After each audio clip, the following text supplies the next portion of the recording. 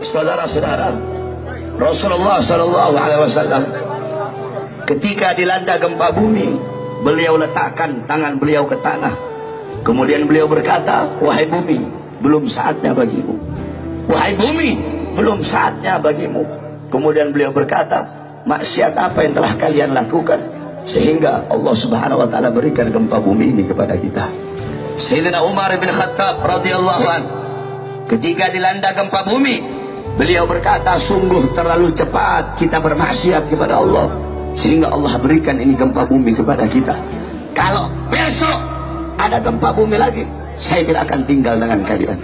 Sayyidina Umar bin Abdul Aziz ketika dilanda gempa bumi, beliau kirim surat kepada seluruh para gubernur-gubernur yang isi suratnya, wahai para gubernur, bertaubatlah kepada Allah dan sedekahkan harta kalian di jalan Allah Subhanahu wa taala.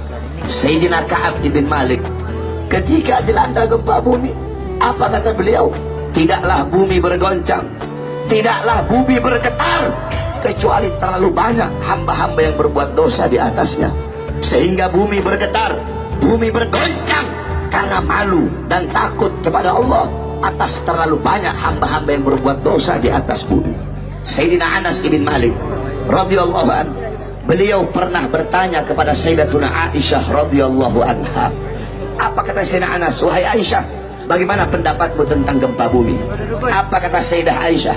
Wahai Anas ibn Malik, apabila 3 perkara sudah merajalela di mana-mana. Apa 3 perkara tersebut? Yang pertama khamr, yang pertama minuman keras. Apabila khamr, apabila minuman keras merajalela di mana-mana, yang tua mabok, yang muda mabok, yang kaya mabok, yang miskin mabok, mabok di mana-mana. Yang kedua, perzinahan.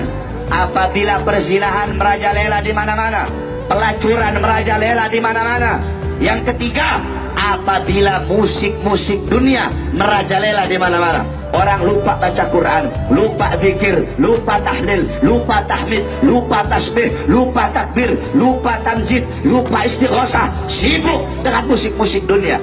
Apabila 3 perkara ini merajalela, maka Allah berkata, wahai bumi, berguncanglah engkau. Wahai bumi, berguncanglah engkau.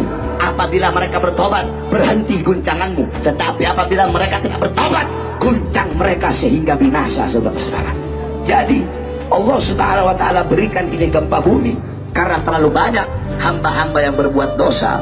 Jadi ketika ada gempa bumi, jangan kamu bertanya, ya Allah, kenapa kau kasih gempa bumi? Kenapa kau kasih tsunami? Kenapa kau kasih banjir? Tapi tanyakan kepada diri kita, berapa banyak perbuatan-perbuatan dosa yang kita lakukan, saudara-saudara. Kemudian Sayyidina Anas kembali bertanya, apakah itu adalah azab dari Allah? Apa kata Sayyidah Aisyah?